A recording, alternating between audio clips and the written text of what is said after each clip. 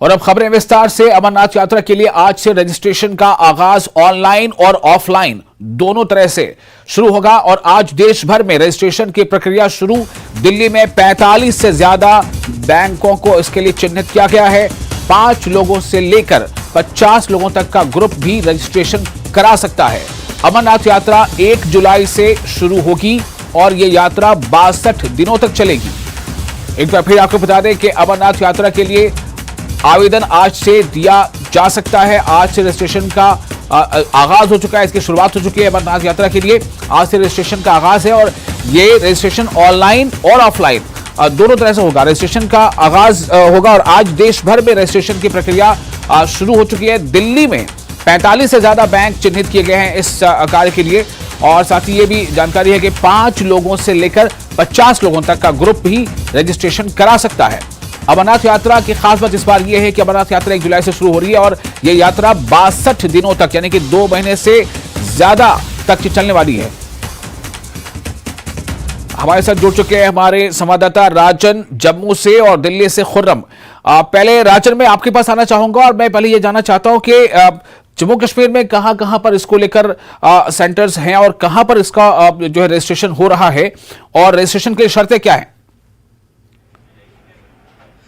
जी बिल्कुल, आपको विशाल मैं बता दूं कि इस वक्त मैं पीएनबी की एक ब्रांच में हूं। पंजाब नेशनल बैंक, एसबीआई और जम्मू कश्मीर बैंक की मुख्तलिफ जो ब्रांचेस हैं वहां से जो ऑफलाइन रजिस्ट्रेशन है वो श्रद्धालु करवा सकते हैं। आज अभी सुबह का वक्त है लेकिन यहाँ पे श्रद्धालु की जो आमद है उसकी शुरुआत हो गई है। हमारे साथ आप देख सकते हैं ये जो श्रद्धालु यहाँ पे पहुंचे हैं ये अपना रजिस्ट्रेशन फॉर्म फिल करते हुए हैं और बैंक ने भी एक सेपरेट काउंटर यहाँ पे बनाया है और बैंक ने एक मुलाजिम को जो है इसके लिए डेजिग्नेट भी किया गया है जो इनको गाइड करेगा, जो इनको बताएगा। कुल देश में 542 ऐसी ब्रांचेस हैं विशाल जहां पे ये जो रजिस्ट्रेशन है श्रद्धालु करवा पाएंगे और जम्मू कश्मीर में भी तमाम इन ब्रांचेस में। और ये सबसे पहले जो श्रद्धालु यहां पे पहुंचे हैं और इनका कहना है कि प्रतिवर्ष ये सबसे पहले यहां पहुंचते हैं और पिछले 40 साल से हमारे साथ श्यामलाल हैं जो पिछले 40 साल से विशाल जाते हैं अमरनाथ के लिए, सबसे पहले अपना रजिस्ट्रेशन करवाते हैं। इनसे जानेंगे कब से आप जाते हैं और 1980 से जा रहे हैं जी। प्रभु की कृपा, हर साल बुला लेता है, चले जाते हैं। बोले कि बहुत कृपा है महादेव की। तो सबसे पहले रजिस्ट्रेशन करवाना कितना अहम होता है आपके लिए, क्योंकि आप हमने देखा जब जो बैंक की ब्रांच नहीं खुली थी तब से आप यहाँ पे 8:30 बजे आके लाइन में लग गए। चलो भाई बैंक खुलेगा, फार्म लेंगे तो हम भी फार्म भर के तो पंजीकरण कराएं, मेडिकल कराएं। सबसे क्या क्या फॉर्मेलिटीज हैं इस दफा, क्या क्या आपने ये कागज लगाए? हॉस्पिटल की पर्ची बनानी पड़ती है, हॉस्पिटल की पर्ची बनानी है, फिर मेडिकल भरना है, उसके बाद यात्रा का फॉर्म भरना है, मेडिकल की पर्ची बहुत अहम है हेल्थ सेफ्टी के बिना आदमी जा नहीं सकता। ये तो बड़ा जरूरी चीज है, इसको तो बनाना ही पड़ेगा। ये 40 साल से जाते हैं और हमारे साथ ऐसे भी एक नौजवान है जो पहली दफा जाएंगे और पहली दफा अपना रजिस्ट्रेशन करवाने आए हैं। क्या नाम है आपका? मेरा नाम निखिल मेहरा है। तो आप पहली दफा आप जाएंगे, आपने यहाँ पे रजिस्ट्रेशन करवाया आप क्योंकि काफी सालों से, जैसे ये 40 साल से जाते आए हैं, तो आप पहली दफा जा रहे हैं। तो बैंक की तरफ से क्या सहूलियत आपको दी जा रही है, क्या किस तरह से आपको गाइड किया जा रहा है? बैंक की तरफ से सब कुछ बताया जा रहा है हमें कि आप ये फॉर्म लीजिए और हॉस्पिटल में जाके मेडिकल करवाइए, मेडिकल के बाद आके यहाँ पे जमा करवाइए तो फिर आपको एक पर्ची दी जाएगी।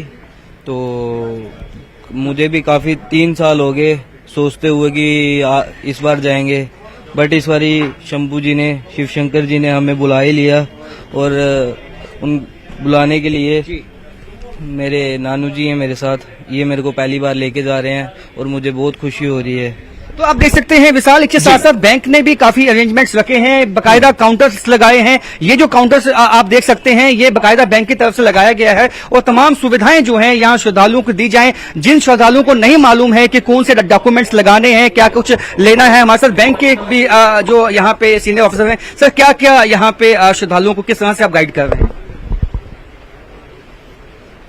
श्रद्धालुओं के लिए जो रजिस्ट्रेशन के लिए आ रहे हैं काउंटर सामने रखा है, एप्लीकेशन फॉर्म लेंगे, एप्लीकेशन के साथ अपना हेल्थ सर्टिफिकेट्स उनको लाना होगा डॉक्टर से।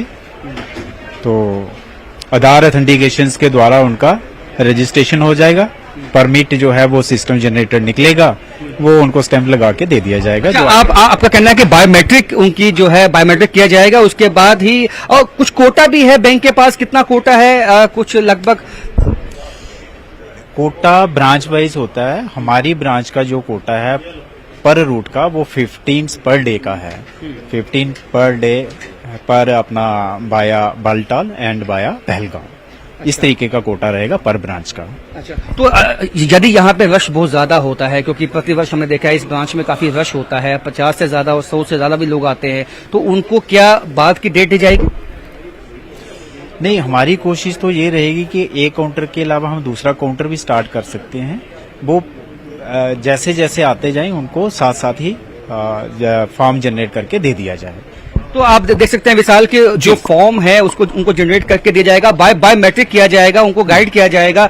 ये हमारे साथ हैं जो यहाँ पे ये स्पेशल काउंटर है विशाल, जहाँ पे जो ये श्रद्धालु है जिनको रजिस्ट्रेशन करवाना है वो यहाँ पहुंचेंगे और ये ऑफिसर डेजिग्नेट किए गए हैं जो आप किस तरह की सुविधाएं उनको यहाँ पे देंगे। सर हम जैसे फार्म जो हमें प्रोवाइड करवाएंगे हम उनको करेंगे। CHC जो है कंपलसरी हेल्थ सर्टिफिकेट वो मैंडेटरी रहेगा। उसके बाद जो जितना हमसे हो सके हम पूरी सर्विस उनको देंगे, उनको हम पूरी सर्विस देंगे। तो जो ये खास काउंटर है यहाँ लगाया गया है और कुछ पानी की व्यवस्था या बाकी व्यवस्था भी रखी गई है बैंक की वजह से? बिल्कुल सर हाँ, रखी गई है पूरी। कोविड प्रोटोकॉल को भी बताया गया है किस तरह से फॉलो करना? हाँ सर, उसका भी मद्देनजर रखे हुए सब कुछ गाइडलाइंस का ध्यान रखते हुए सारा कुछ अच्छे तरीके से होगा।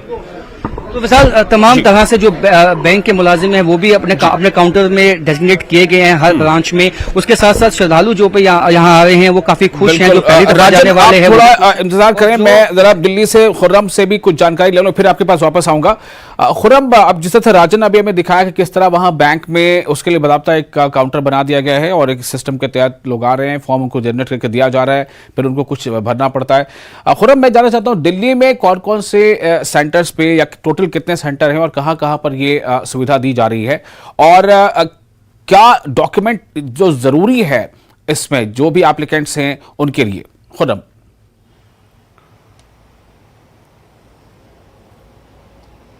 विशाल, देखिए देश भर में जैसा कि हमारे साथी ने बताया कि 542 जो ब्रांच हैं बैंक की उनको चिन्हित किया गया है, उसमें तमाम तरह के बैंक हैं।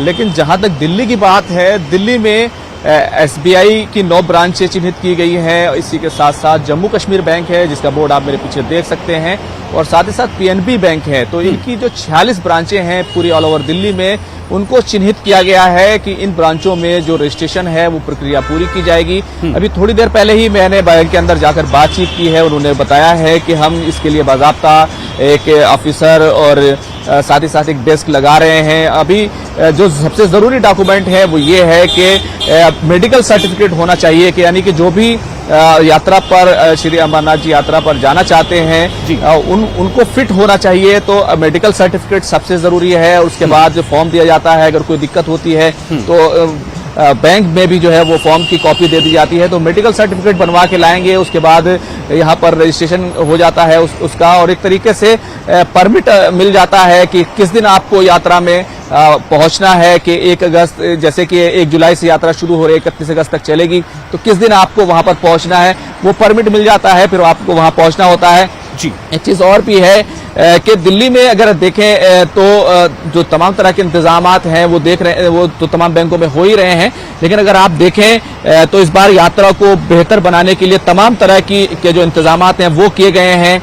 हाल ही में इसी हफ्ते गृह मंत्री की अध्यक्षता में बाकायदा सिक्योरिटी के मद्देनजर एक बाकायदा मीटिंग हुई थी। उसके बाद LG प्रशासन ने भी जम्मू कश्मीर में मीटिंग्स ली हैं, पानी, बिजली, और इसी के साथ साथ जो सबसे अहम बात है जो कही गई है कि दूरसंचार सेवाएं जो हैं वो यात्रा में शुरू हो जाएंगी, तो किसी तरह की दिक्कत ना हो, ये तमाम कोशिश की जा रही है। दिल्ली में कुल मिलाकर 46 बैंक ब्रांचें हैं जिनको चिन्हित किया गया है। वहां पर जो भी श्री अमरनाथ जी यात्रा पर जाना चाहते हैं वो अपना रजिस्ट्रेशन करा सकते हैं। इसी के साथ साथ ऑनलाइन रजिस्ट्रेशन भी आप करा सकते हैं, और उसके जरिए से जो प्ले स्टोर पर ऐप है, ऐप के जरिए से भी आप रजिस्ट्रेशन करा सकते हैं। तो मैं ये जानना चाह रहा था कि ऑनलाइन और ऑफलाइन दोनों करना है या ये ऑप्शन है कि इधर ऑनलाइन और ऑफलाइन?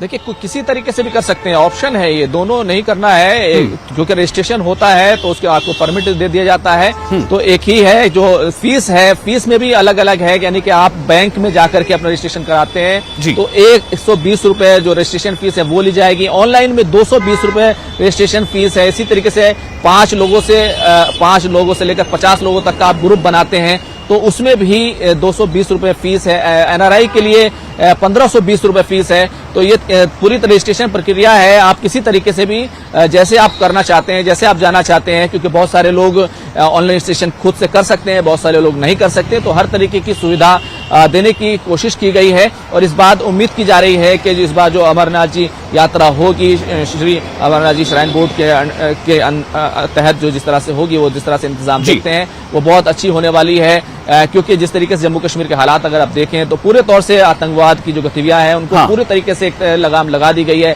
सुरक्षा व्यवस्था पूरी मजबूत रहने वाली है। तो यही वजह है कि उम्मीद की जा रही है कि बहुत अच्छी श्राइन यात्रा होगी, इस बार अमरनाथ जी यात्रा होगी और सभी जो श्रद्धालु हैं वो वहां जाएंगे और वहां पर शिव जी का जो लिंगन है वहां उसका दर्शन करेंगे, पूजा करेंगे। खुर्रम आप हमारे साथ बने रहे। वापस चलते हैं राजन के पास जो हमारे साथ जम्मू से बने हुए। राजन, एक सवाल मेरे नजर में यह है कि क्या ये जो एप्लीकेंट्स हैं, जो लोग भी श्रद्धालु हैं जो जाना चाहते हैं और जो ऑनलाइन या ऑफलाइन फॉर्म भरेंगे, क्या इनके लिए कोई एज क्राइटेरिया है या इस पे या फिर एक ही फैमिली मेंबर्स के कितने लोग जा सकते हैं उसकी कोई क्राइटेरिया है? ऐसी कोई जानकारी है? अगर फैमिली के 5 या 6 सदस्य भी जाना चाहते हैं तो वो अपना रजिस्ट्रेशन करवा के जा सकते हैं, उसके लिए क्राइटेरिया नहीं है। और ऐसे में यहाँ पे लेकिन जो बैंक के पास जो प्रति ब्रांच के पास जो कोटा है, जिस तरह से इन्होंने बताया कि 15 से 20 या 50 तक का कोटा है, वो अगर 5 सदस्य हैं वो एक ब्रांच में अगर समय पे पहुंचते हैं तो करवा सकते हैं अगर कोटे के मुताबिक। अगर कोटा पहले से ही एग्जॉस्ट हो चुका है तो उसके बाद उनको दूसरी ब्रांच से या दूसरी जगह से जाके जो है अपना रजिस्ट्रेशन करवाना पड़ेगा, उसमें नंबर आगे पीछे हो सकते हैं। लेकिन ऐसे में जो ये सुविधाएं दी गई हैं ऑनलाइन लोगों को सहूलियत इसलिए दी गई है कि अगर यदि उन्होंने 7 या 8 अपने फैमिली मेंबर्स हैं उनका करवाना है तो एक साथ जो है फी जमा करवा के वो करवा सकते हैं। इस तरह की जो फैसिलिटी है वो दी गई है, क्योंकि देश भर से हमने देखा है कि जो समूह के समूह यहाँ पे आते हैं और इकट्ठे जो है उनका रजिस्ट्रेशन होता है और वो यहाँ जम्मू में पहुंचते हैं, यहाँ पे यात्री निवास भवन में पहुंचते हैं और यहाँ से ही उनका जो चेकिंग होती है और एक कॉन्वॉय के साथ ही यहाँ से निकलते हैं। अब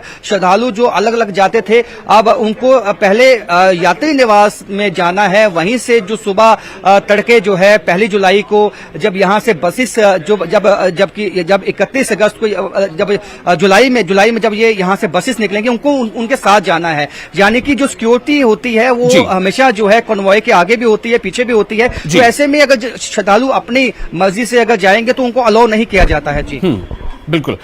तो राजन और खुर्रम, आप दोनों का बहुत बहुत शुक्रिया, बहुत ही विस्तार से ये जानकारी देने के लिए। आज से रजिस्ट्रेशन प्रक्रिया शुरू हो चुकी है श्री अमरनाथ यात्रा के लिए और इस यात्रा के लिए जो है लगातार। खुर्रम, आप कुछ बताना चाह रहे हैं? जी खुर्रम बोलें। देखिए मैं एक चीज ऐड करना चाहता हूं कि जो लोग भी रजिस्ट्रेशन कराना चाहते हैं, श्री अमरनाथ जी यात्रा पर जाना चाहते हैं, उनकी जो एज है वो कम से कम 13 साल होनी चाहिए और ज्यादा से ज्यादा 70 साल होनी चाहिए। ये जो गाइडलाइन जारी की गई है लेफ्टिनेंट गवर्नर मनोज सिन्हा साहब की तरफ से, जम्मू कश्मीर प्रशासन की तरफ से, उसके तहत है। और इसी के साथ साथ जो महिलाएं हैं उनका अगर वो गर्भवती हैं तो उनका जो गर्भ होना चाहिए वो 6 हफ्ते या उससे ज्यादा का नहीं होना चाहिए, यानी 6 हफ्ते से ज्यादा का गर्भ होगा तो उनको अलाउ नहीं किया जाएगा। तो एज रिस्ट्रिक्शंस साफ तौर पर इसमें रखी गई है ताकि किसी तरह की भी अनहोनी से बचा जा सके। विशाल जी, तो ये एक अहम जानकारी है कि मिनिमम जो एज है वो 13 साल होनी चाहिए। अगर आप श्री अमरनाथ यात्रा पर जाना चाहते हैं तो आपकी कम से कम उम्र जो है, कम से कम आयु वो 13 वर्ष की होनी चाहिए और ज्यादा से ज्यादा 70 वर्ष। 70 से ज्यादा आयु के लोग नहीं जा सकते और 13 वर्ष से कम के लोग नहीं जा सकते। अब तो ये फिलहाल जो क्राइटेरिया है। और बहुत शुक्रिया खुर्रम और राजन आप दोनों का इस जानकारी के लिए। और इसी के साथ फिलहाल एक छोटा सा ब्रेक लेते हैं। ब्रेक के बाद ब्रेकिंग एट 10 में खबरें और भी।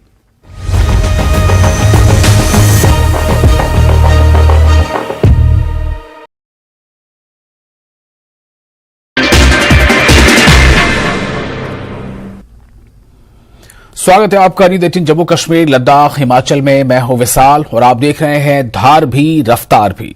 शुरू करते हैं। आर्य समाज मंदिर राजौरी के में हवन का आयोजन, शहीदों को श्रद्धांजलि देने के लिए किया गया हवन का आयोजन। बड़ी संख्या में लोगों ने लिया हिस्सा। शाहशाली पामपुर में कुटीर उद्योग द्वारा प्रशिक्षण कार्यक्रम, ग्रामीण महिलाओं को सशक्त बनाने के लिए प्रशिक्षण कार्यक्रम। क्षेत्र की सैकड़ों महिलाओं को विभिन्न प्रकार से तकनीकी प्रशिक्षण दिया जा रहा है। सैयद अल्ताफ बुखारी ने दावा किया कि जम्मू कश्मीर में अगली सरकार अपनी पार्टी की होगी। उन्होंने कहा कि अपनी पार्टी जम्मू कश्मीर की सभी विधानसभा सीटों पर चुनाव लड़ेगी। कहा जम्मू कश्मीर के लोगों को अब अपनी पार्टी पर भरोसा है। शब कद्र के मौके पर कश्मीर घाटी में विभिन्न स्थानों पर रात भर प्रोग्राम। इन प्रोग्रामों में रात भर इबादत का सिलसिला जारी रहा। दिल्ली में जम्मू की एक बुजुर्ग महिला की हत्या का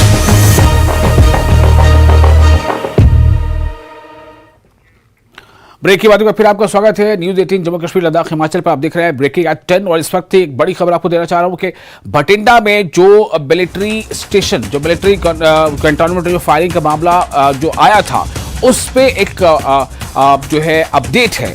और उस पे जो ब्रेकिंग है वो ये है कि आरोपी को, यानी उस हमले के आरोपी को गिरफ्तार किया गया है। और ये एक ही आरोपी है या और कई आरोपी हैं, लेकिन फिलहाल जो आरोपी को गिरफ्तार किया गया है उसके बारे में आपको जानकारी दे रहा हूं। और पंजाब पुलिस ने उसे गिरफ्तार किया है। आरोपी का नाम मोहन देसाई बताया जा रहा है। और ये फायरिंग में आपको याद होगा कि 4 जवानों की मौत हुई थी। बाद में फिर कुछ खबर इस तरह की भी आई थी कि एक और जवान जो है उसकी भी मौत हो गई थी। तो बहरहाल ये जो मामला है उसमें एक आरोपी की गिरफ्तारी का नाम अभी सामने आ रहा है। भटिंडा मिलिट्री कैंटोनमेंट फायरिंग मामला जो है उसमें जो आरोपी, उस मामले में जो फायरिंग का जो मामला पेश आया था, उस मामले में एक आरोपी को गिरफ्तार किया गया है। और ये पंजाब पुलिस ने उस आरोपी को गिरफ्तार किया है और उसका नाम बताया जा रहा है मोहन देसाई। फायरिंग में जो फायरिंग का वाकया होता, पहली जो खबर आई थी उसके मुताबिक 4 जवानों की मौत हुई थी। और बाद में फिर एक इसी से उस खबर में जो एक अपडेट आया था उसमें ये था कि एक जवान की और मौत हुई है। बहरहाल तो ये अब इस वक्त की अपडेट है। और इससे शायद एक पूरा जो है चूंकि गिरफ्तारी हो चुकी है, तो इससे अगर कोई ऐसा नेटवर्क है, कोई ऐसा गिरोह है जो इसके पीछे था, क्या उसकी मंशा थी, वो क्या करना चाहता था, इससे बड़ा कुछ करना चाहता था या फिर उसी को सीमित अपना एक टारगेट था, तो ये सब कई ऐसे सवाल हैं जिस पर से पर्दा उठने का शायद अब समय आ गया है। तो भटिंडा फायरिंग वाले खबर पर उस जो अपडेट है वो यही है कि उस मामले में जो भटिंडा फायरिंग वाला मामला जिसमें मिलिट्री जवानों की मौत भी हुई थी, उस मामले की अपडेट यही है कि उस मामले का एक आरोपी गिरफ्तार कर लिया गया है और पंजाब पुलिस ने इसे गिरफ्तार किया है। जैसा कि लगातार बताया जा रहा था कि सर्च जो है वो जारी है और बहुत सघन तलाशी ली जा रही है यहाँ वहाँ और उसको चेज किया जा रहा है, वो पकड़ में आ सकता है। और अब वो खबर जो है वो पकड़ में आ चुका है। और शंकर आनंद हमारे साथ जुड़ चुके हैं ज्यादा जानकारी के साथ इस खबर पर। शंकर, क्या अपडेट है और क्या ये एक ही आरोपी था जो गिरफ्तार हुआ है या कई और आरोपी हैं जो अभी गिरफ्तार होना बाकी है? क्या इस बारे में पूरी जानकारी मिल रही है?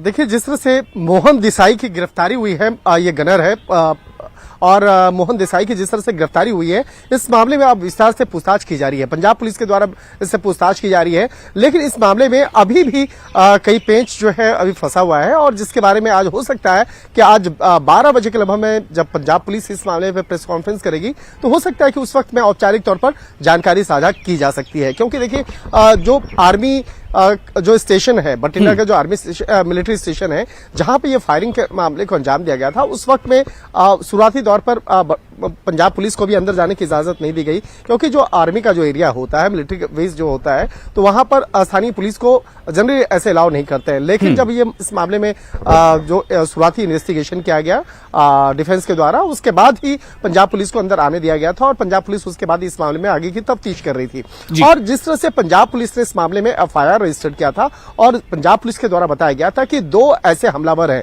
जो सफेद पजामा और कुर्ते में थे, उसके बाद बाद चेहरे पे नकाब डाले हुए थे, और उसके बाद जिस तरह से मोहन देसाई की गिरफ्तारी होती है और मोहन देसाई का जो स्टेटमेंट है वो बहुत ही चौंकाने वाला है। तो अब इस मामले पे पंजाब पुलिस ये जानने का प्रयास कर रही है क्या वो स्टेटमेंट सही है या गलत है, और जिस तरह से उसने इल्जाम जिस तरह से लगाया है अपने जो साथी हैं, जो मोहन उसकी हत्या करने की जो वजह जो बताया है, तो वो बहुत सारे लोगों को अभी ये पच नहीं पा रहा है, ये वो बर्दाश्त नहीं हो रहा है कि क्या ये सही है या गलत है।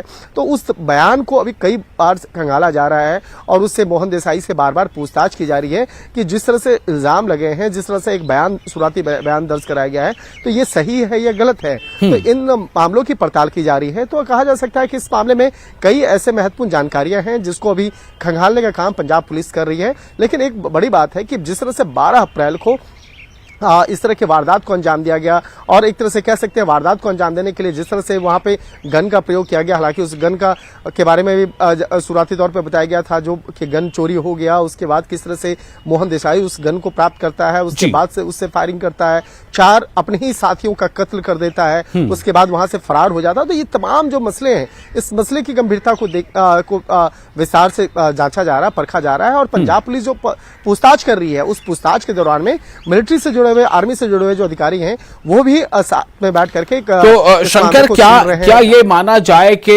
अब चूंकि एक शख्स गिरफ्तार हो चुका है तो जल्द ही कुछ और भी गिरफ्तारियां होंगी, और हो सकता है कि अभी सामने में तो ये नाम हो लेकिन इसके पीछे कोई और बड़ा कोई गिरोह हो, कोई और दूसरी ताकत हो, उसका क्या कुछ ऐसी उम्मीद की जा सकती है कि उसका भी सुराग मिल जाएगा अब?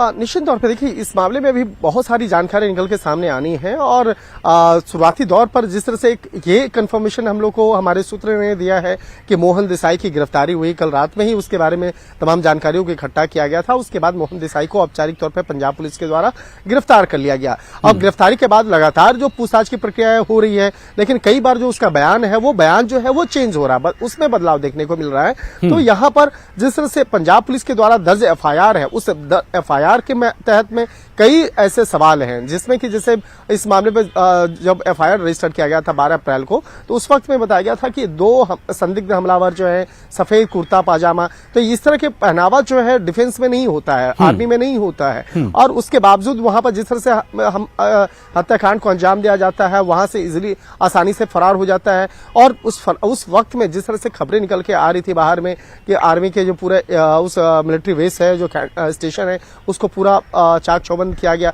तो ये बहुत सारी ऐसी महत्वपूर्ण जानकारियां हैं जिसमें कि आज हो सकता है कि आज पंजाब पुलिस उन तमाम बड़े खुलासों पर जो पर्दा जो है वो उठाने का प्रयास करे और बताए कि क्या मोहन देसाई अकेला ही था या उसके साथ में कोई और भी शामिल थे, और इस हत्याकांड को अंजाम देने की मुख्य वजह क्या थी, और इसके साथ साथ उस हत्याकांड को अंजाम देने के बाद वो कहां फरार हुआ, किस तरह से छुपा कहां रहा। और इस तरह से इस मामले में भी कहा जा सकता है कि जांच की जो परत है वो काफी अभी खुलना बाकी है, और जैसे जैसे इस मामले में पूछताछ की प्रक्रिया आगे बढ़ेगी उसके बाद ही तमाम जानकारी निकल के सामने आ सकती है। बिल्कुल शंकर, बहुत शुक्रिया आपका तमाम जानकारी के लिए। तो बठिंडा मिलिट्री कंटेनमेंट फायरिंग मामले में एक गिरफ्तारी हुई है, और जो गिरफ्तार शख्स है उसे पंजाब पुलिस ने गिरफ्तार किया है, और पंजाब पुलिस इस मामले में और आगे भी कुछ गिरफ्तारियां कर सकती है, ऐसी संभावना है।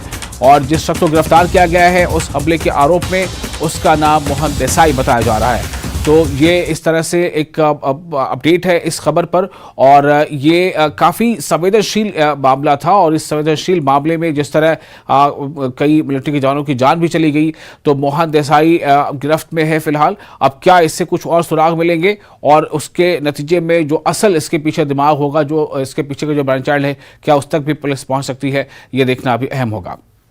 आगे बढ़ते हैं। इस वक्त एक ब्रेकिंग न्यूज है। कर्नाटक चुनाव से पहले बीजेपी को बड़ा झटका लगा है। जी हां, कर्नाटक में असेंबली के चुनाव होने हैं, 10 मई को वहां वोटिंग होनी है, 13 मई को रिजल्ट निकलेगा, लेकिन उसके पहले ही अभी वहां पर प्रचार चल रहा है, बड़ी बड़ी पार्टियों के नेताओं की रैलियां हो रही हैं। लेकिन ठीक इसी दरमियान कर्नाटक चुनाव से पहले यानी बीजेपी को बड़ा झटका जगदीश शेट्टार के रूप में लगा है, और जगदीश शेट्टार ने कांग्रेस का हाथ थाम लिया है। जगदीश शेट्टार ने बीजेपी छोड़ा है, ये झटका। दूसरा झटका ये कि बीजेपी छोड़कर उसने कांग्रेस ज्वाइन कर लिया है। बीजेपी से नाराज हैं जगदीश शेट्टार। शेट्टार ने बीजेपी पर आरोप लगाया है कि पिछले 6 महीनों से उन्हें अनदेखा किया जाता रहा है। यानी जगदीश शेट्टार के बारे में वो खुद अपने बारे में कह रहे हैं कि पिछले करीब 6 महीनों से पार्टी में उन्हें नजरअंदाज किया जाता रहा है, उन्हें अनदेखा किया जाता रहा है और इसलिए उन्होंने जो है बीजेपी यानी पार्टी को छोड़ दिया।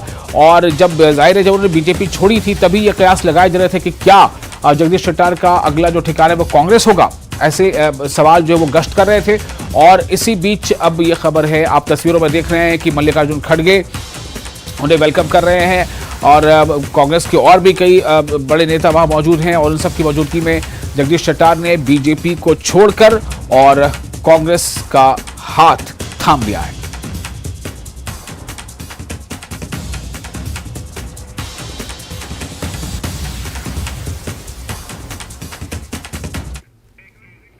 और इसी के साथ फिलहाल एक छोटा सा ब्रेक लेते हैं, ब्रेक के बाद खबरों का सिलसिला जारी रहेगा।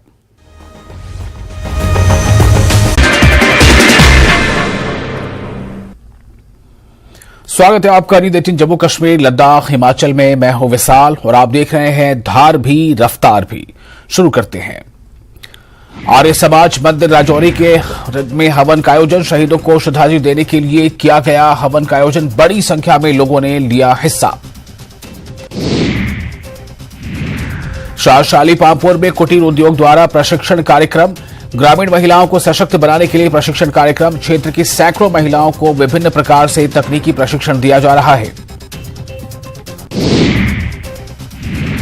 सैयद अल्ताफ बुखारी ने दावा किया कि जम्मू कश्मीर में अगली सरकार अपनी पार्टी की होगी।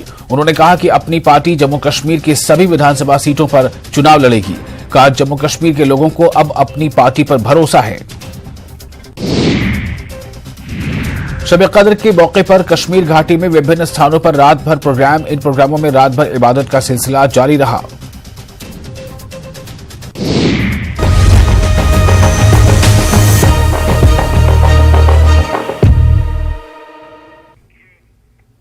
ब्रेक के बाद में फिर आपका स्वागत है। आप देख रहे हैं न्यूज़ 18 जम्मू कश्मीर लद्दाख हिमाचल पर। ब्रेकिंग एट 10 खबर लद्दाख से बड़ी खबर है। पूरे लद्दाख में आज चक्का जाम है। जी हां, लद्दाख से इस वक्त की बड़ी खबर, पूरे लद्दाख में आज चक्का जाम है।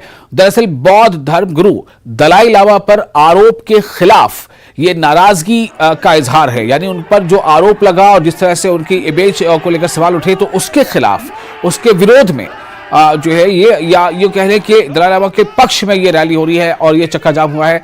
नाराजगी है, विभिन्न संगठनों ने दी है कॉल, कई अलग अलग तंजीमों ने, संगठनों ने इस एहतजाज की कॉल दी है, इस प्रदर्शन की कॉल दी है और विशाल विरोध रैली जो है वो भी आप देख सकते हैं तस्वीरों में। तो ये दरअसल दलाई लामा के एक तरह से समर्थन में है और दलाई लामा को जो लेके जो अभी वो एक चर्चा चल रही है,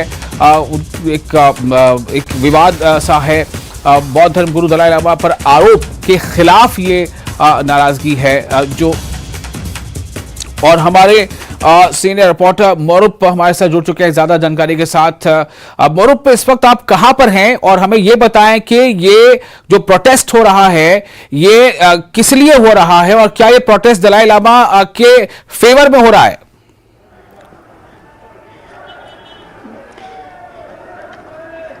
हाँ जी विशाल, इस वक्त मैं रैली के साथ जुड़ा हुआ हूं। तो ये रैली अभी इंडियस ग्राउंड से स्टार्ट हो गया जी। तो हमारा कैमरामैन आपको ये विजुअल दिखा रहा होगा कि कितने यहाँ पर तादाद में बड़ी संख्या में लोग आया है। आज की जो रैली में खासियत ये है कि ना धर्म ना पॉलिटिक्स, किसी को सबको मतलब सब एकजुट होके यहाँ रैली कर रहे हैं। और आमतौर पर रैलियों में एक ही फैमिली से एक ही मेंबर रैली में शामिल होता है, लेकिन आज की रैली में घर में जितने मेंबर है सभी इकट्ठे हुआ है। उसी तरह जो मुस्लिम कम्युनिटी के लीडर है वो सब भी यहाँ पर इकट्ठे हुए जी। तो ये सारे लोग क्यों इकट्ठे हुए हैं, ये प्रोटेस्ट क्यों कर रहे हैं? जी सर, जी सर, ये हाल ही में विशाल ये देखा होगा आपने जो सोशल मीडिया पे काफी जो दलाई लामा के खिलाफ बोला, इसकी सिलसिले में ये रैली हो रहा है। तो हम आपको एक जो रैली में पार्टिसिपेट है फॉर्मर एलबीए के प्रेसिडेंट जीटी कुंजान जी है, उनसे बात कर रहा था। बिल्कुल बिल्कुल, हमारे साथ जुड़ने के लिए बहुत बहुत शुक्रिया। इस रैली सर, आज का रैली जो है वो हिज हॉलीनेस के जो वीडियो वायरल हुआ था उसके अगेंस्ट ये एक जॉइंट एक रैली का ऑर्गेनाइज किया गया है जो लद्दाख बुद्धिस्ट एसोसिएशन और लद्दाख गोम्पा एसोसिएशन में। इसमें पूरे लद्दाख के बुद्धिस्ट कम्युनिटी के और बाकी कम्युनिटी के लोग इसमें शामिल हैं। तो इस बात को कंडेम करने के लिए आज का ये रैली ऑर्गेनाइज किया है और बहुत सारे लोग इसमें पार्टिसिपेट कर रहे हैं और हम इस बात को स्ट्रांगली कंडेम करते हैं। तो इसके बारे में आज का ये रैली ऑर्गेनाइज किया गया है। तो जी विशाल, तो ये आपने सुना फॉर्मर LBA प्रेसिडेंट का। आप हमें जी जो मुस्लिम कम्युनिटी की शेख साहब से भी बात कराते हैं, जो अंजुमन के जो वाइस प्रेसिडेंट सर है हमारे साथ। सर हमारे साथ जुड़ने के लिए बहुत बहुत शुक्रिया। तो आप भी ये रैली में पार्टिसिपेट कर रहे हैं, बताइए रैली के बारे में। बिस्मिल्लाहिर्रहमानिर्रहीम। मैं सबसे पहले आपका मीडिया वालों का शुक्रिया अदा करता हूँ कि आज की ये रैली दलाई लामा जी जो कि लद्दाख के लिए एक नमूना आइडियल और हर मजहब के लिए, चाहे मुसलमान हो, हिंदू हो, बुद्धिस्ट हो, आज तक इन्होंने हमें ये नसीहत दी कि एक मजहब अपने मजहब का पाबंद रखते हुए और हम सब मिलजुल कर इत्तेहाद के साथ और इस यूनिटी को मखसूसन लद्दाख दुनिया में एक इखलाक के लिहाज से जो लद्दाख वालों का एक आइडेंटिटी है, एक शिनाख्त है, एक पहचान है, ये सब दलाई लामा जी के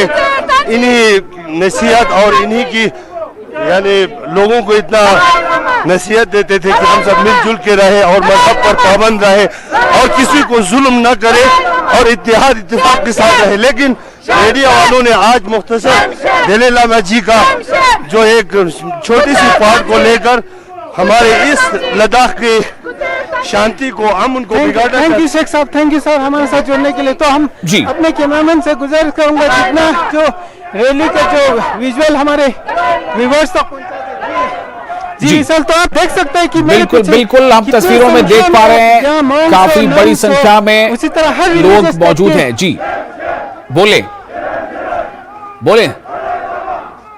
मौरू बोलिए। तो आप जी यही मैं बोलना चाह रहा था कि आज की रैली खास इसलिए भी है क्योंकि दलाई लामा जी को लेके हर रिलीजियस तबके, चाहे मुस्लिम हो चाहे क्रिश्चियन हो, सभी यहाँ रिस्पेक्ट करते। तो उनका ये भी कहना है कि दलाई लामा सिर्फ रिलीजियस प्रीचिंग नहीं करते, वो इंसानियत सिखाते हैं, इसलिए लोगों को बहुत नाराजगी है। जी विशाल, आप देख सकते हो कितना अभी हमारे अब पीछे बहुत जो चौड़ी कतरे हैं हम दिखा नहीं पा रहे। बहुत सारे यहाँ पर हर गांव से, लद्दाख के हर गांव से आया और आज के दिन कुछ ऑफिस जो हिल काउंसिल जो हमारे हिल काउंसिल है वो बंद है और प्राइवेट स्कूल सारे बंद है। तो लोग इस तरह से नाराजगी जता रहे। जी विशाल जी मोरूप, लेकिन जहां तक रिपोर्ट्स के हवाले से ये जानकारी है कि जो भी एक विवाद जुड़ गया दलाई लामा के साथ, उसके बाद दलाई लामा ने मतलब एक तरह से उसके लिए अपॉलॉजी की है, क्षमा याचना की है। तो ये मामला तो मतलब ठंडे बस्ते में चला जाना चाहिए था।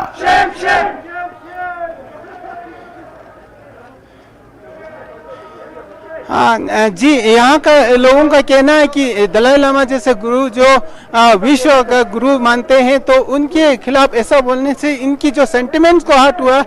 दलाई लामा जी ने बेशक जो अगर मेरे से कोई ऐसा गलती हो गया तो वो लेटर भी आया, तब भी बावजूद भी ये लद्दाख के लोग अपना सेंटिमेंट जाता रहते हैं। और इससे पहले भी आपको बता दूं एक दिन और भी बंद रहा और आज के दिन ये हम इस वक्त ले सिटी से बोल रहे और हर ब्लॉक में हर जगह लद्दाख के चाहे संस्कार हो चाहे नुब्रा हो हर जगह बंद कर है। जी विशाल जी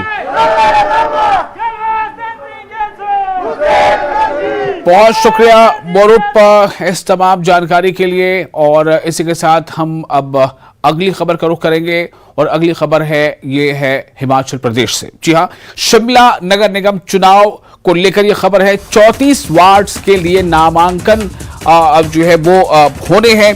कई उम्मीदवार जो है आज नामांकन का पर्चा दाखिल करेंगे। आज भाजपा और कांग्रेस के प्रत्याशी नामांकन का पर्चा दाखिल करेंगे। निर्दलीय भी आज नामांकन का पर्चा दाखिल करेंगे अपना। और ये जो है बिल्कुल कांग्रेस और बीजेपी में दोनों तरफ में काफी इसमें जो है ऊर्जा देखी जा रही है, जोश देखा जा रहा है। राजेंद्र हमारे साथ जुड़ चुके हैं सीधे तौर पर इस खबर पर ज्यादा जानकारी देने के लिए। राजेंद्र, आज की स्थिति क्या है? कितने आज उम्मीदवारों की तरफ से आज नामांकन का पर्चा दाखिल किया जाएगा? और कुछ सीटों पर अभी भी जो सूचना थी कि अभी उम्मीदवारों का ऐलान नहीं हुआ है, क्या ये वाकई ऐसा है? अगर नहीं हुआ है तो कब तक हो जाएगा? विशाल, बिल्कुल मैं इस वक्त डीसी ऑफिस के बिल्कुल सामने खड़ा हूं और यहां पर 11 बजे से नामांकन भरने की प्रक्रिया शुरू हो जाएगी। कांग्रेस को अभी 8 टिकटों का सूची जारी करनी है और भाजपा को 3 उम्मीदवारों की सूची जारी करनी है। तो ये उम्मीद लगाई जा रही थी कि कल शाम तक दोनों राजनीतिक दल सूचियां जारी कर देंगे अपने सभी प्रत्याशियों के, लेकिन ऐसा नहीं हुआ। अब ये उम्मीद लगाई जा रही है कि दोपहर बाद तक कांग्रेस अपने जो प्रत्याशी हैं, बचे हुए 8 प्रत्याशी हैं, उनकी सूची जारी करेगी। जो खबरें आ रही हैं सूत्रों के हवाले से वो यही है कि वरीयता अलग अलग जो नेता है उनकी तरफ से अलग अलग प्रत्याशियों को है। ऐसे में एक आम सहमति बनाने की कोशिश मुख्यमंत्री की तरफ से की जा रही है, क्योंकि कांग्रेस में इस वक्त नगर निगम शिमला में जो 3 विधानसभा क्षेत्रों के एरिया पड़ते हैं उन तीनों में कांग्रेस के विधायक मौजूद हैं। इसके अलावा कांग्रेस प्रदेशाध्यक्ष शिमला से हैं, वहीं मुख्यमंत्री ठाकुर सुखविंदर सिंह भी शिमला में लंबे समय से रहे, यहाँ काउंसलर भी हुए, यहाँ से जीते हैं। तो ऐसे में सभी नेताओं के अलग अलग प्रत्याशी होने के कारण आम सहमति को जो दिक्कत बन रही है उसको लेकर हो सकता है कि ये सूची में देरी की गई है। और क्योंकि आज और कल अंतिम दिन है नॉमिनेशन भरने का, तो ऐसे में तो राजेंद्र, क्या आज कुछ नामांकन का पर्चा जो है आज दाखिल किया गया है? बिल्कुल 11 बजे से प्रोसेस शुरू है नॉमिनेशन भरने की और ये उम्मीद लगाई जा रही है कि आज बड़ी संख्या में नॉमिनेशन प्रत्याशी भर सकते हैं और इन प्रत्याशियों के साथ हिमाचल प्रदेश के बड़े नेता भी यहाँ डीसी ऑफिस आ सकते हैं। अगर भाजपा की बात करें तो भाजपा की तरफ से प्रभारी और सह प्रभारी वार्ड वाइज बनाए गए हैं। इनमें से अधिकांश या तो विधायक हैं या फिर पूर्व विधायक हैं। तो ऐसे में ये सभी अपने प्रत्याशियों के साथ आज नॉमिनेशन भरने पहुंचेंगे। कांग्रेस की तरफ से भी स्थानीय विधायक हैं या जिन विधायकों की शिमला जिला के विधायक और सोलन के जो नगर निगम शिमला के साथ लगते क्षेत्र हैं अर्की और आसपास के क्षेत्र, उनके विधायक भी यहाँ पहुंचेंगे, अपने प्रत्याशियों के साथ नॉमिनेशन भरने आएंगे। और कैबिनेट मंत्री रोहित ठाकुर की बात हो या फिर अनिरुद्ध हो या फिर विक्रमादित्य सिंह हो, ये तीनों कैबिनेट मंत्री भी अपने प्रत्याशियों के साथ नॉमिनेशन भरने आ सकते हैं। या फिर हल्की हल्की जो शक्ति प्रदर्शन सभी प्रत्याशियों की तरफ से किए जा रहे हैं, अपने वार्ड में एक छोटी छोटी रैलियां प्रत्याशी निकाल रहे हैं, उसके बाद यहाँ पर नॉमिनेशन भरने अपने समर्थकों के साथ आ रहे हैं। तो उन लोगों को भी, उन कार्यकर्ताओं को भी ये नेता संबोधित करेंगे, दोनों ही राजनीतिक दलों के। तो हम कह सकते हैं कि सभी प्रत्याशी हल्का हल्का शक्ति प्रदर्शन भी करेंगे और उसके बाद नॉमिनेशन भी आज अधिकांश प्रत्याशी भर देंगे। और ये प्रोसेस 11 बजे से शुरू हो जाएगी। करीब 11 साढ़े 11 बजे हम यहाँ पर प्रत्याशियों की भीड़ जो है तो वो धीरे धीरे जुटना शुरू होती देख सकते हैं और 3 बजे तक नॉमिनेशन आज भरे जाएंगे। और ये उम्मीद लगाई जा रही है कि दोनों राजनीतिक दलों से आज अंतिम सूची सभी प्रत्याशियों की आ जाएगी। 13 तारीख को भी नॉमिनेशन का दिन था, लेकिन उस दिन किसी भी प्रत्याशी ने नॉमिनेशन नहीं भराया। हालांकि सूची जारी जरूर भाजपा की तरफ से कर दी गई थी, कांग्रेस की तरफ से कर दी गई थी, लेकिन नॉमिनेशन किसी भी प्रत्याशी ने नहीं भरा था 13 तारीख को। और आज ये उम्मीद लगाई जा रही है कि तमाम प्रत्याशी आज सूची पर अपना नॉमिनेशन भरेंगे। उसके बाद फिर कल के लिए कुछ एक प्रत्याशी जो बचेंगे वो फिर नॉमिनेशन भर सकते हैं। लेकिन कुल मिलाकर कहें इस बार के नगर निगम चुनाव काफी इंटरेस्टिंग हो चुके हैं और दोनों ही राजनीतिक दल अलग अलग दावे कर रहे हैं। आम आदमी पार्टी की तरफ से भी 3 प्रत्याशियों की सूची जारी की गई है, वो तीनों आज नॉमिनेशन भर सकते हैं। इसके अलावा ये दावा आम आदमी पार्टी की तरफ से किया गया है कि आज शाम तक वो दूसरी लिस्ट भी जारी करेंगे जिसमें और प्रत्याशियों के नाम भी शामिल होंगे। इसके अलावा अहम होगा कि जो सूची अभी तक कंप्लीट नहीं हो पाई है, यानी कि 34 जो उम्मीदवारों के नामों का ऐलान होना है, उसमें अभी कुछ कमी रही है कांग्रेस की तरफ से भी और बीजेपी की तरफ से भी, तो और कुछ दूसरे निर्दलीय भी है। तो आज उम्मीद की जा सकती है कि वो बाकी नामों का ऐलान कर देंगे। बहुत शुक्रिया आपका राजेंद्र तमाम जानकारी के लिए। और इसी के साथ अब एक और अहम खबर है, वो खबर है कोरोना से जुड़ी। जी हां, देश में कोरोना के मामले पिछले 24 घंटों में 9,111 नए मामले आए हैं। देश में पिछले 24 घंटों में कोरोना के 9,111 नए मामले आए हैं। देश में एक्टिव मरीजों की संख्या 60,000 के पार है, यानी 60,000 के पार अभी भी संख्या है जो कोरोना से संक्रमित मरीज हैं। और एक्टिव मामले अब 60,313 हो चुके हैं। पिछले 24 घंटों में 24 मौत भी हो चुकी है और संक्रमण दर में भी 8.4% की मतलब जो बढ़कर संक्रमण दर है वो 8.4% हो गया है। फरा हमारे साथ जुड़ चुके हैं, हमारे संवाददाता दिल्ली से फरा खान। फरा, क्या कोरोना का ये जो ग्राफ है ये जिस रफ्तार से बढ़ रहा था वो रफ्तार वही है, रफ्तार और बढ़ गई है या फिर रफ्तार घट रही है? जी देखिए, रफ्तार लगातार बढ़ती जा रही है। मामलों की अगर बात की जाए और एक्टिव संख्या की बात की जाए तो रोज जो है वो उछाल देखने को मिल रहा है। बीते 24 घंटों में 9,000 मामले सामने आए हैं और वहीं पर जो एक्टिव संख्या है वो 60,000 के पार हो गई है। और ये जो संख्या है ये कहीं न कहीं डरा भी रही है, क्योंकि देखते देखते जो है वो एक्टिव संख्या इतनी बढ़ गई है। तो देखिए, अब वक्त आ चुका है कि लोग भी अपनी जिम्मेदारी समझे और कोरोना को लेकर सतर्क हो जाएं, क्योंकि अभी ये देखा जा रहा है कि लोग जो है वो सतर्क नहीं है। क्योंकि देखिए, अभी के हिसाब से अगर बात की जाए कोई गाइडलाइंस नहीं है, कुछ नहीं है, लेकिन मौतों का आंकड़ा भी लगातार बढ़ने लगा है। बीते 24 घंटों में 24 मौतें हुई है। तो बहुत ज्यादा जरूरी हो गया है कि अगर अभी सिवियरिटी नहीं है या ज्यादा जो है ये देखा जा रहा है कि हॉस्पिटलाइजेशन नहीं है, तो हम इस चीज का वेट नहीं कर सकते कि सिवियरिटी बढ़े या हॉस्पिटलाइजेशन हो। इससे बहुत ज्यादा जरूरी हो गया है कि सरकार तो अपनी तरफ से सारी कोशिशें कर रही है, चाहे वो हॉस्पिटलाइजेशन की बात हो, चाहे वो मॉनिटरिंग की बात हो, लेकिन अब ये खुद की जिम्मेदारी है कि हमें खुद का बचाव रखना है, मास्क लगाना है, सोशल डिस्टेंसिंग का पालन करना है और एहतियात रखनी है। क्योंकि देखिए, धीरे धीरे जो ये ग्राफ है ये बढ़ता जा रहा है और अभी ये कहा भी गया था कि पैंडेमिक से एंडेमिक की तरफ हो रहा है। तो इसका ये मतलब नहीं है कि लोग जो है इसे कैजुअल लेने लगे। लोगों को अब सतर्क होना होगा, क्योंकि अब सबसे बड़ी चीज ये है कि जिनको कोविड हो जा रहा है उसके बाद लॉन्ग कोविड इम्पैक्ट देखने को मिल रहे हैं। जो लोग ठीक हो जा रहे हैं उसके बाद भी वो कई लक्षणों से जो है वो जूझ रहे हैं। तो इसको हल्के में लेने की जरूरत नहीं है, एहतियात जो है वो साथ साथ तो बरतनी है। जी, तो फरा, ये जो संख्या, एक तरफ तो संख्या बढ़ती जा रही है, दूसरी तरफ जो पॉजिटिविटी रेट है वो भी 8 के पार चला गया है। ऐसे में क्या ये माना जाए कि अब शायद वो समय भी आ गया जो आप बता रहे थे कि सेल्फ जो प्रिकॉशन है कि हर हाल में चाहिए लोगों को घर से बाहर निकले तो मास्क लगा कर निकलें, हैंड को सैनिटाइज करें या साबुन से धोएं या फिर डिस्टेंस कम करें। सवाल यह है कि जब इतना कुछ होता जा रहा है तो फिर सरकारें पहल क्यों नहीं कर रही हैं? सरकार इसको लेकर कोई थोड़ा टफ एडवाइजरी क्यों नहीं जारी कर रही है? कुछ शर्तें क्यों नहीं लगा रही है? फरा, देखिए विशाल, अगर इसको हम समझे तो अभी सरकार की तरफ से या हेल्थ मिनिस्ट्री के सूत्रों की तरफ से साफ तौर पर ये कहा गया था कि ये जो वायरस है ये एंडेमिक की तरफ बढ़ रहा है और लोगों को जो है वो ये समझना होगा कि ग्रेजुअली मामले बढ़ रहे हैं। देखिए, सरकार भी बार बार जो है वो लोगों को जो है ये कह रही है कि अगर आपको जरूरत है और आपको कोई लक्षण महसूस हो रहे हैं तो आप प्रिकॉशन लें। लेकिन देखिए, कहीं ना कहीं अगर हम जनता की बात करें तो वो हमेशा जो है वो इसी तरीके से लापरवाह हो जाते हैं और वो इस चीज का इंतजार करते हैं कि कोई गाइडलाइंस हो तभी उनका पालन हो। लेकिन देखिए, अब ये खुद की जिम्मेदारी बनती जा रही है, क्योंकि इन देश को हमने देखा है, पहले भी कोरोना को हम देख चुके हैं कि किस तरीके से दहशत जो है वो फैली थी, क्या मंजर था, कितने लोग जो थे वो इन सारी चीजों से परेशान हुए। तो ये खुद की भी जिम्मेदारी है कि ये सब चीजें हम खुद से सोचें। अगर हमें थोड़ा सा भी लग रहा है कि हम किसी क्राउडेड प्लेस में है, क्योंकि देखिए चाहे वो दिल्ली की बात की जाए, देखिए बहुत सारे राज्यों में जहाँ तमाम मामले बड़े हैं वहाँ पर जरूर सरकार ने जो है वो एडवाइजरी जारी की है। वहाँ पर मास्क जो है वो लगाया जा रहा है। भले अगर नोएडा की बात की जाए तो नोएडा में भी ऐसा हो रहा है, लेकिन जहाँ पर उस तरीके से मामले नहीं है वहाँ पर जो है वो राहत है। बिल्कुल, लोगों को तो कुल मिलाकर ये फरहा की self precaution is better at least till now. लेकिन आगे जैसे जैसे हालात अलग अलग राज्यों में जिस तरह के हालात बढ़ेंगे या बदलेंगे उसके हिसाब से सरकारें भी जो है मुझे लगता है कि इस पर कुछ एडवाइजरी जारी करने के लिए वो बाध्य होंगी या मजबूर हो जाएंगी। बहुत शुक्रिया आपका फरहा इस जानकारी के लिए। और इसी के साथ यहाँ पे फिर एक छोटा सा ब्रेक लेंगे। ब्रेक के बाद 10 मिनट 50 खबरें।